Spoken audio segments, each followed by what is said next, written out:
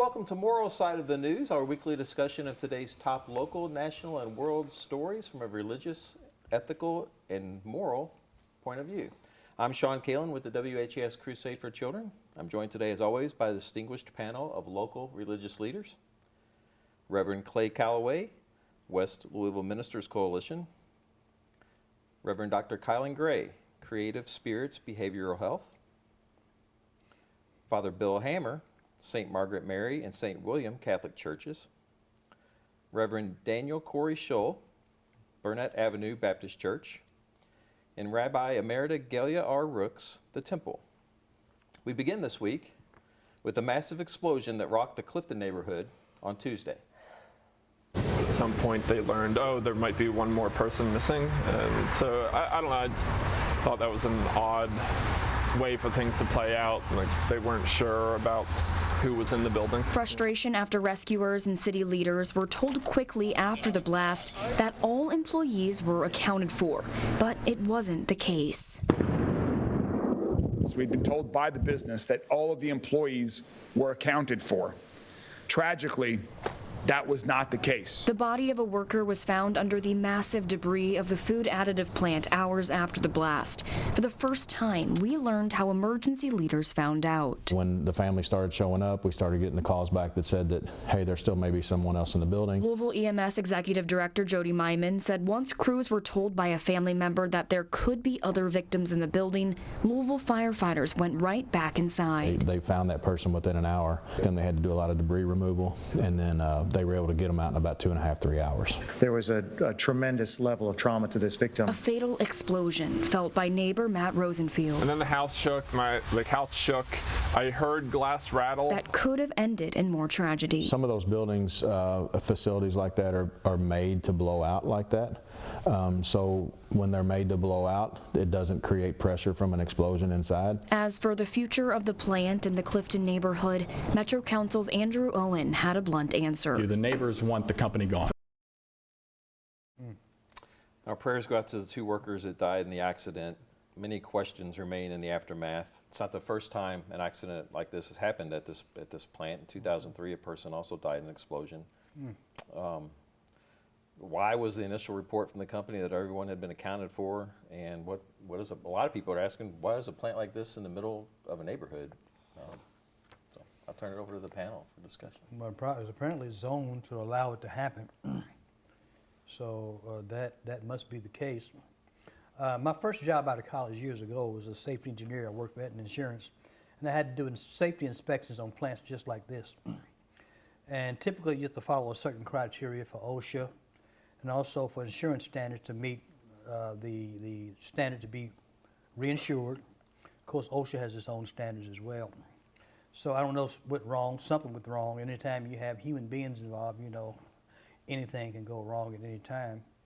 So it's, I haven't heard any reports on what the forensic result was from the post-explosion investigation. But it's a tragic situation, of course. And sad when anybody loses their life, not only lose their life, but even to get injured in a workplace explosion like this. So it's just a sad occurrence, sad to hear. Yeah, our prayers for the families of those who died and also for healing of those who were caught in that explosion. I would assume there'd be a great deal of post-traumatic stress issues, and it's just hard to believe, you know, right here in Louisville, but specifically in such a residential area. I mean, wow. And it happened once before too, like 20 years ago. That's I don't understand. I mean, what upsets me the most, though, I'm trying not to say it, but I don't understand how they could not have the proper count of people who were in the building. And you know, we were talking earlier about how there were two different places, and someone said, oh yeah, I've got him, but they didn't. And I don't know, I think that really needs to be looked into. And I mean, for that poor family, it just, you know, it's just, the whole thing is just so sad and makes you wonder, you know, how avoidable could this have been? And I don't know, I guess there's a lot of information still to come out. Yeah, I was going to say, because we don't know the exact cause of it yet. Was it a human error, or was it like a mechanical error, not error, but a mechanical issue that somehow one of those tanks got weakened somehow and inspection missed it or what? So there's still a lot more information that comes out to explain this. But I would hope this would also invite our whole, planning and zoning and concepts, stuff like that. I could see where in the past it was not uncommon to put industries in areas close to residents because it made it easier for people to walk to work. It was easy access older times in the past. And there's a lot of things where we would talk about things that kind of grandparented in, that had been in place and before zoning ever started. But I do think it invites us all to consider reviewing planning and zoning on that point of view going forward, where there are plants in industries, things like this, in heavily residential neighborhoods. It's also very close to a lot of congregations and a lot of nursing homes, things like that. Restaurants and stuff like that, that had it happened at a different time of day, it could have been even much more disastrous. But again, the thing that seems to be still, I think something that needs to be considered is just people in general being attentive to what is in their environment where they're choosing to live. And that it isn't a wake-up call, I think, for all of us to look around us and be attentive.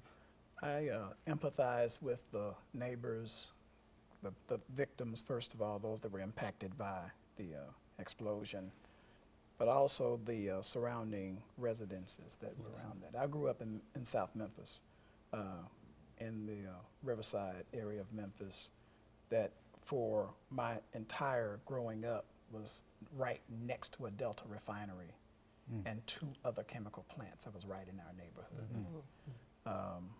And we had multiple times where there were chemicals that were released in the air, and we had to shelter in place and tape up windows, and each night release of chemicals that are released in the air that we would breathe in on a nightly basis. And with all of the work that we tried to do to protest or to try to get some justice around that, business won out, and those plants are still there. In fact, it's now a Valero plant that has even grown larger and have taken up more residential space. So I hear the cries of the community saying that they want this plant gone, and it may be possible that might be a transition there. But we also have to remember that we've got chemicals flying through all of our neighborhoods by train tracks every day that have flammable, dangerous chemicals. But this is the way that our economy works. And so it is going to be an interesting conversation on how this particular plant, what happens with this plant in particular. But across the country, we've got constant dangers that are being experienced. And I think I heard one of the reports on the news that said that one of the residences can smell ammonia from their toilet. This is before the explosion. So there are people that are living with what I would call environmental injustice. They are living with this on a daily, and it gets minimized, it gets explained away, but people's health are being impacted by it. Rubber Town is a great example of, it's Close just to Western one Louisville. much discussed throughout history have been discussed there. But there are other areas in this city, and we need to do something about that, because while those places have not had the explosion that this plant has, families are living with the fruits of the existence of these companies and the chemicals that are being produced, and they're breathing it in their bodies. And Poisonous fruits. it's happening on a daily basis. Corey? I think it's terrible. I think that this city should take the impact that these sorts of companies have on communities seriously. This is decades long, might I say over a century now, and this will happen. We'll talk about it for a few days, and we'll forget all about it. I think if there is not sustained pressure on the part of that community and governmental leaders, this company will do what it did in 2003. It will rebuild right there again in close proximity to a residential community. So until the city leaders of Louisville take seriously the danger of these type of companies in residential communities, the threats that they pose to people's health, nothing will change. And so my condolences to the families that have been impacted, and my thoughts are with the wider community, but I think that our city government really should be addressed and pushed to respond to this. I think grandfathering is an issue. There's often a lot of money passed around and sort of negotiations that are made to grandfather certain businesses into developing communities where we know what the proper standards are, but we turn a blind eye to them. I think it's time out for that because clearly lives are being lost. And with this particular company, I think I read something yesterday that they were cited twice last year for not being up to code.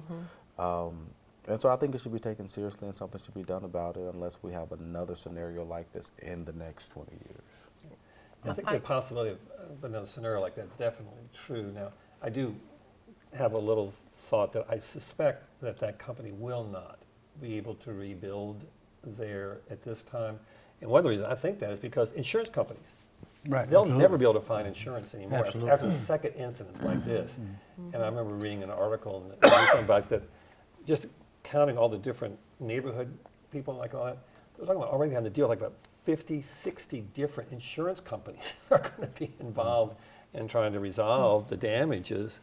And I would think if I was an insurer after the second incident, I don't think they'll be able to get insurance for a future company in that kind of environment. But that's just... I wonder about the normalization, though, of these type of instances in that industry. Absolutely, absolutely. Because these are industries that make a lot of money for a lot of different sub-industries, including insurance. Yes. And so I wonder, what are the inner workings that would allow this to kind of be glossed over? Maybe they won't stick with the insurance company that they are currently with, but another insurance company, maybe up and coming, maybe the rates will be higher. But I think that, the point remains there has to be a unified resistance to the rebuilding effort of this corporation in this community or in other communities like it, because this particular community is one that is growing in its prosperity. It is becoming a trendy area. My concern would be that the leaders of this company would take this manufacturing setup and move it to some place in the West End where there might not be as much outcry. Well, I mean, there's outcry in West End. We've had more than enough. Yeah, but there's not, I wonder sometimes about the social capital, because, with outcry, outcry is one thing, but outcry plus social capital, and in this particular community where this industry is located, the people who reside there, they have social capital in a way that affords them access to the decision makers in the city, whereas people in the West End, by and large, don't have those same. Yeah, we've been there before many times in West Louisville. Years ago, Reverend Lewis Coleman championed that cause, environmental justice. He really changed the whole approach to the emissions issues down at Rubbertown. And still to this day, there was high incidence of cancer concentrated in that area as a result of exposure to industry over the years. Many of those industries have closed down, like the refinery that used to be there, used to have a very pungent odor, has since closed down. So things have changed there, and he has made a real impact and a lasting legacy as a result of his protest against the environmental injustice that he exposed many years ago before he passed away. I'm just alarmed that, and I'm back to the point about the insurance company. Insurance companies don't like paying claims. I mean, they really hate paying an extra penny on any claim. So if anything, it could be the insurance companies that can really make the difference on the resurgence of this particular company coming back and doing business again. As tragic as it is, since you mentioned all these other insurance companies, the residence insurance company, it's just an insurance company's nightmare and just something that they don't want to be dealing with. So I would bet odds that they likely won't come back. Okay. Well, if no more than from the insurance issue alone. You have, we live apparently ever more and more in a world that is run by greed, and that's the highest value to many people apparently. And you got to hit them where they live. And I would, well, let me take it back to the greed on the trying to cut corners. And I also read that article about that they had 2 violations recently. And I don't think it said specifically what they were, or if they did, I didn't understand it, so I don't remember it. But there need to be penalties put in place that have to do with, you know, if you're hit with a violation that is a safety issue for your workers and obviously the broader neighborhood, that, you know, maybe you have to shut down for 30 days automatically as soon as you get that violation, because this is, you know, here's the red line, you are not allowed. That's not a, you know, like in some restaurants, they had I know a restaurant that they went from their permanent A that they always had to a C, and I know the owner, and I said, what happened? And he said, we had a box of waters from Costco or something on the floor in a cardboard box, and that's a violation, a health violation. And that's how strict they are, and I appreciate that they're careful about the food we eat and things like that. But it needs to be even more strict with all these chemicals and things that can do such damage. And I mean, all those people who were injured, and 2 of them who lost their lives, it's possible that could have been avoided because, you know, if it's mechanical failure, that's still a failure to inspect the machines properly and a failure to have fail-safes built in that can prevent that. And if it's human error, well, you got to count on human error, right? We are not perfect. And there need to be backup systems and checks. And to me, you got to hit them where they live, and that's in the wallet. And I don't know if it's OSHA or some other safety organization. You can't just get a penalty and, okay, we'll come back in a month and see if you fixed it, and oh, now look, there's something different 2 months later. No, it's got to be, you know, hit them in the wallet. Well, you bring up the point of my moral concern of going forward within governmental oversight, and because the language of the energy seems to be moving toward deregulation. And this language of deregulation is, to me, very concerning, particularly for what we're talking about, for situations like this, where, and you know, I'm a business owner myself. You know, it's important that we make business easier to do business, but not at the detriment of the health and the lives of people. We have a moral obligation as business owners to make sure that we make business decisions that puts people's health first. And if the businesses won't do it because they put the almighty dollar first, then it requires some government regulation. It brings my concern about the season that we're entering in right now, because the energy of the incoming administration is deregulation on a host of levels, and a host of issues. And talking about environmental issues, the EPA, the head of the EPA now, I watched a 10-minute interview with him. You know, what are your plans for the EPA? Never mentioned the environment once. Right. He has all these other things he wants to do. Never, just obviously he doesn't. wants to dismantle?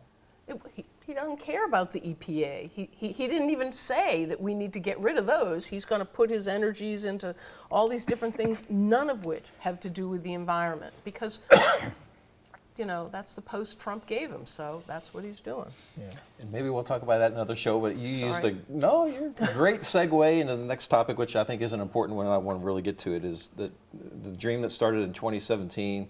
We now have a new hospital in West Louisville. Yes.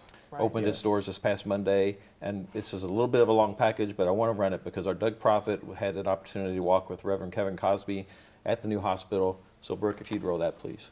Reverend Cosby, you and I went to lunch in 2017. I remember it.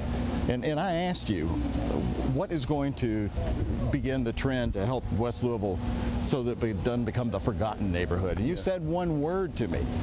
You said investment. Right. Right. This is it. Dr. Kevin Cosby now stands at 28th and Broadway and looks back at the new Norton West Louisville Hospital. Love is a four-letter word. This is how you spell love. C-A-S-H, cash. When West Louisville is a place to love through investments, then West Louisville will become a place to live. It's why the hospital is more than just a building to him and others here. Quality health care long ago left the West End. You see some development that has eluded us that other communities just take for granted. So this is an important first step. He's president of the re-energized Simmons College of Kentucky and the longtime leader of one of Kentucky's largest black churches, St. Stephen Baptist. West Louisville has many challenges, but there is a remnant of people who yet love this community. He wears many hats, but to his core, the 66-year-old Cosby is one thing.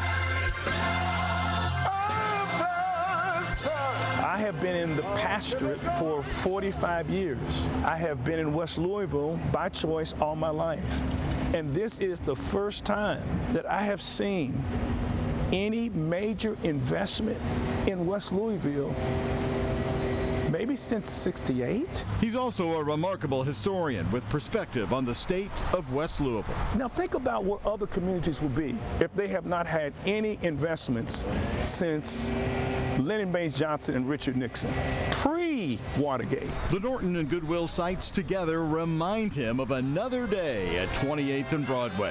When I was a kid and we did Christmas shopping, there were enough stores on 28th Street that my parents would actually give us money to purchase Christmas presents, and we could literally go on 28th Street to purchase everything we needed. I reminded him of a recent sermon that he gave. You said God will give you the grace and the power to get you through it. And you will get through it. You will get through it. Do you think West Louisville is starting to get through it? Important first steps. Important first steps. I think in West Louisville, this is a sign of hope. Call his name Jesus. So, panel, I'll turn it over to you. We have 5 minutes left in the show. I don't want to eat into your time. I want to give a brief shout out to Corinza Townsend, who is the wonderful chief administrative officer of that hospital, first African-American woman in this area to have that type of large responsibility, and she's knocking it out of the park. Yep. So kudos to Corinza Townsend. Right. The title of that clip was The Impact. We don't know what the impact is going to be. That is yet to be determined. We know that it has the potential to be a tremendous impact. I don't know if it's a game changer just yet, but it has the potential to be a great impact on the community as a whole. I'm looking forward to it. I happen to be one of those weird people that love eating hospital food. I'll go up to Norton's all over Louisville, Parensboro Road, just to sit down and eat hospital food. I just like it like that. So it makes it easier for me to go and just sit down and be that little guy in the corner eating at a tray some good hospital food. You know, I went on a tour of this facility about 2 months ago. I'm on a service board with Norton's. It's a tremendous facility. Oh, it's really world class. So I'm very hopeful about the facility, the location. Just the psychological impact alone is hopeful. Gaylia, Corey, your thought on it? I'm just excited that this type of development is happening in West Louisville. I think that with the ingenuity and insight and leadership capability of emerging leaders like Corinza Townsend, like Devon Holt, who have been inspired by the generation of leaders before them, like Dr. Kevin Cosby and others. I think that West Louisville is starting to see a renaissance that I think will be inspiring for the entire city, maybe indeed the state.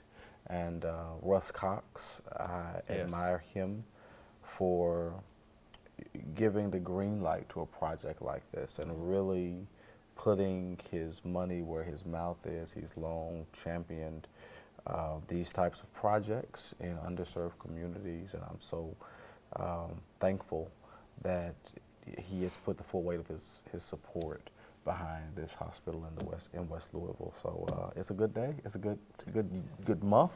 It's a good year in West Louisville. We fumbled the ball a little bit on November the 5th, but you know, we'll keep moving forward. Well, Louisville landed an L on the opponent. So in that regard, whether you depending on where you are. But we had too many Democratic seats on the city council to flip Republican. You take your wins where you can. I don't know whether and the hospital is a win. Upset. The hospital is a win. And I think it's an, what's the word you were talking about? How it would. Well, I gotta be. One of those Jewish words right now. One of those Jewish words. Well, you know, like you know how the Jewish tradition has those. It's Yiddish. It's the Yiddish word. Yes, like chutzpah. Yes. It took chutzpah to build a hospital in West Louisville. Yes. But what it's going to do, you were talking about for West Louisville and for all of Louisville and the state, I think it's like a role model could be used for other urban communities throughout the country to make a difference. And you know, we always talk about baby steps and all this stuff. This was a giant step. Yes. And you know, I am so appreciative to everyone who made it happen, and thank God. Yes. And the word is that in my mind is Kanahara. Nothing, it literally means against the evil eye. Nothing bad should happen. Everything should go smoothly, and it should just be this huge, shining crown for everyone. The thing is, anybody deserves, rightly so, access to health care. Yes. I mean, that's a human right. And to make it more accessible is finally happening for a significant part of our community. But there's no doubt, I don't have, that there'll also be that ripple effect. If you look at any of the medical centers down here, all the restaurants around them, all the other small businesses related to that, you know, access to things that help when you're coming out, you know, and things that you need, supplies and things like that. All that will start to cluster around, I think. And hopefully some classes will be taught there, yes, education open to the community and all the rest of that. The biggest impact for the Black community in that space is the hopeful decrease of the negative health indices. Yes, right, exactly. Yes. And that has to make a major contribution. But that block has taken off too because you've got the Goodwill Opportunity Center. Yes. I mean, you drive down there, you just look at it. It just changes the whole area. Yep. All right, so we're out of time. So great conversation today. I wish we had more time to talk about it. Good to end on a hopeful note. There you go. Have a great week. We'll see you again next week on Moral Side of the News.